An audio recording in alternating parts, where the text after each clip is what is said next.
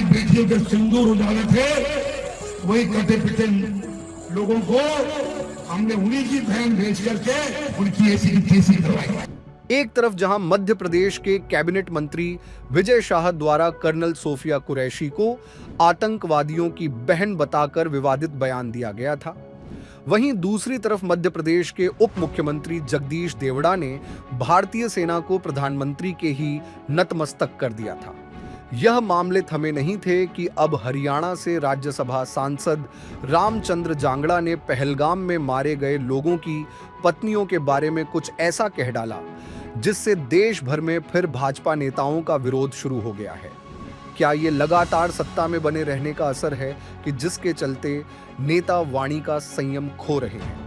और अगर वहां पर जो हमारी वीरांगनाएं बहन थी जिनकी मांग का सिंदूर छीन लिया गया है, अगर उन्होंने अहिल्याबाई का इतिहास पढ़ा होता तो उनके सामने उनके पति को कोई निरपराध इस तरह से गोली नहीं मार सकता था, चाहे वो भी शहीद हो जाती। जोश नहीं था, जज्बा नहीं था, दिल नहीं था, इसलिए हाथ जोड़ के गोली का शिकार हुआ। अनुशासित कही जाने वाली भाजपा में नेताओं के बिगड़े बोल किस बात का संकेत दे रहे हैं? क्या पार्टी में कार्यकर्ता प्रशिक्षण वर्ग पर लगा ब्रेक इसकी वजह है, या फिर नए अध्यक्ष के चुनाव के साथ पेंडिंग हुई प्रदेश कार्य समिति की बैठकों में मिलने वाले डोज बंद हो गए जिसका असर अब दिखाई दे रहा है? वरना क्या वजह है कि एक महीने के भीतर विधायक से लेकर मंत्री और सांसद की ऐसे जुबान फिसलती जाए कि क्रोध पूरे देश में उत्पन्न हो?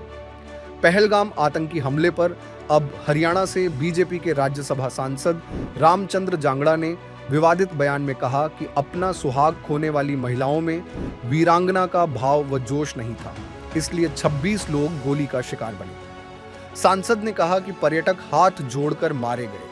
अगर वे पीएम की योजना के तहत ट्रेनिंग लेते और सामना करते तो इतनी मौतें नहीं होती। इस तरह के बोल भाजपा की छवि को धूमिल कर रहे हैं और विपक्ष को सरकार को घेरने के नए मौके दे रहे हैं।